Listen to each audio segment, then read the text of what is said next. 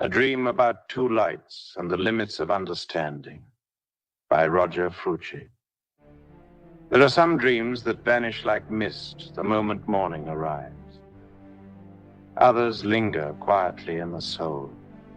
Last night I awoke at 1 o'clock in the morning from such a dream, one that seemed less like ordinary imagination and more like standing at the edge of something significant and immeasurable. The dream began without explanation, as dreams often do. I found myself in a very large room. It was not richly decorated. In fact, it was remarkably sparse and simple, almost empty. Yet the emptiness did not feel cold or abandoned. Rather, it felt intentional, as though the room itself existed only to direct attention towards something far more important. At the center were two columns of light and energy standing side by side. Both extended upward endlessly. The one on the left rose higher and higher while continually growing larger. The farther upward it traveled, the more immense it became. And yet, it never stopped ascending. Beside it, the second light also rose endlessly upward.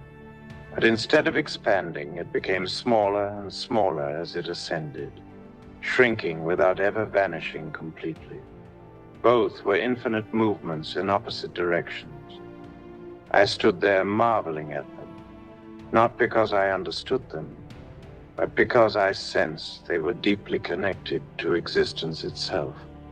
They didn't appear to be mere objects.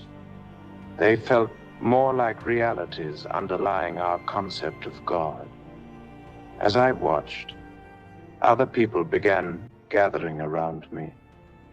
For some reason, they assumed that because I had encountered these lights first, I must understand them. They began asking questions. What are they? What do they mean? How do they work? But I had no answers. All I could tell them was what I observed. One becomes larger and larger forever. The other becomes smaller and smaller forever. Neither ever reaches an end. Soon the gathering divided into opposing viewpoints. Some of them were scientists or rational thinkers who insisted that if these things existed, they must be explainable. To them, mystery was only a temporary problem awaiting sufficient knowledge. Others argued differently.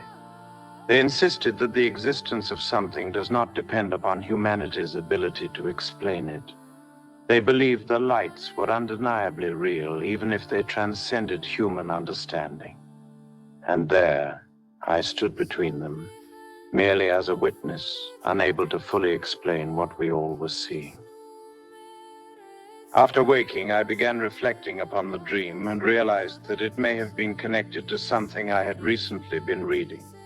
The Apocryphon of John, sometimes called the Secret Book of John. In that ancient text, God is described in profoundly mysterious language.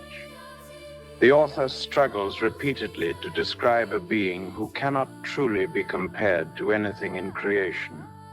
God is portrayed as beyond categories, beyond form, beyond comprehension itself, not merely greater than all things, but beyond the very framework by which humans measure greatness. As I reflected upon the dream, the symbolism began to feel clearer. The two lights seemed to represent the boundaries of human understanding. One expanded forever into immensity, suggesting the infinitely vast. The other diminished forever into infinitude, suggesting the infinitely small. Together they resembled two roads leading beyond the edge of comprehension in opposite directions. Modern science itself encounters these same mysteries.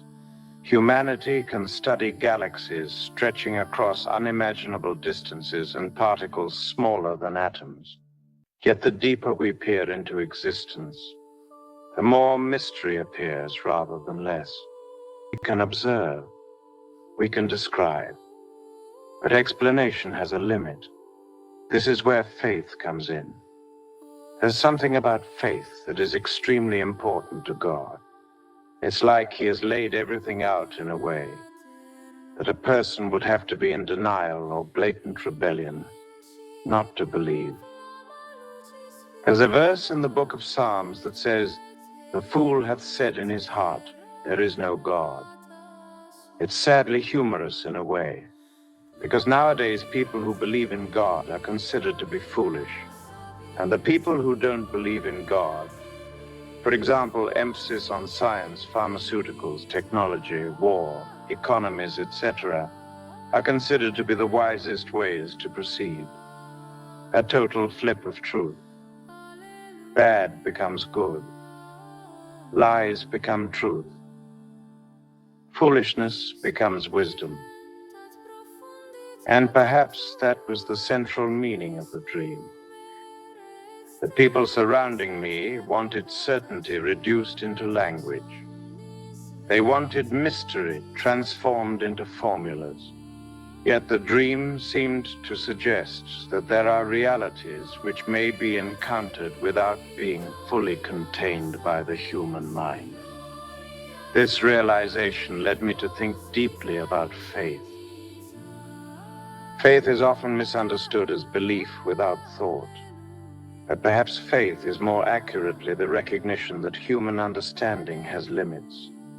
A person would never say, "Nothing exists unless I completely understand it." We accept many realities that exceed our comprehension. Time, gravity, consciousness, infinity itself. A child may feel the warmth of sunlight without understanding nuclear fusion. Likewise, perhaps humanity can encounter God without fully comprehending him.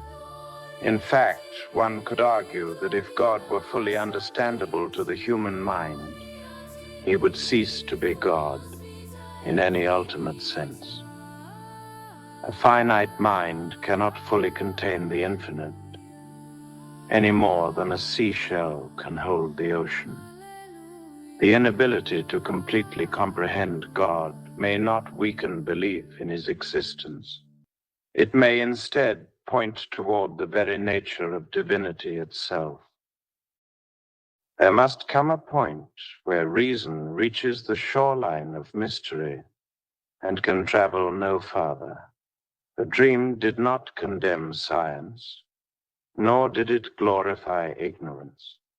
Instead, it seemed to reveal a tension that has existed throughout human history, the tension between explanation and wonder.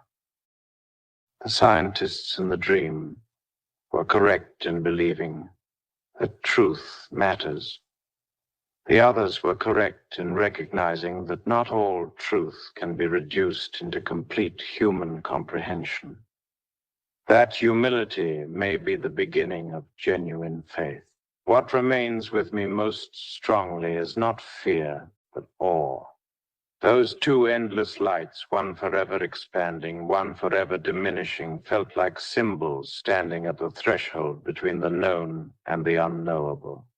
A young child is a perfect example of faith, and Jesus said that you have to become as a little child in order to enter the kingdom of heaven.